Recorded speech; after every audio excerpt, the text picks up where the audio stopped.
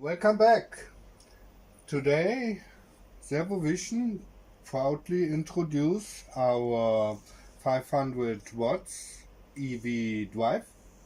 It is a direct drive motor which has a sprocket mounted, so you have a gear ratio between the rear sprocket and the front sprocket, so you don't need a gear drive. So you don't have to mess around with the planet gears which are worn. Our controller is a SCLS controller. It is fed by a battery, of course. Has 3 phases go to the motor. This side gets interesting. We have a wireless harness which is plug and play, so you just connect it up and it should work as it does.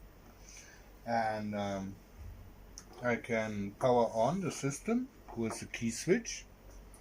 I can choose my drive direction, so forward, neutral or backward. And I have a brake switch which usually cuts off the energy so that the controller doesn't burn out. We installed a twist throttle. We also have like some throttle which has a switch which you can put lights on, or accessory you need a switch to switch on. So we have 2 LEDs. One is the standby LED, which is the green one, and this red LED is the indicator. It is able to send an error code by blinking, and you have a list here where you can see exactly which error code applies to which problem with the troubleshoot. So should be easy. Now I power on the system, switch on the key switch. See the LEDs in a normal state, they are just glowing, and I have to throttle here.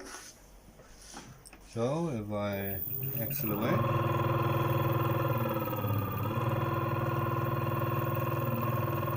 see, it's very dynamic. You can see if I hit the brake now, the motor automatically switch off to protect the controller. If I go off the brake, the motor starts again. Here's the direction switch, so at the moment we were in forward direction. I go in reverse, turns in the other direction.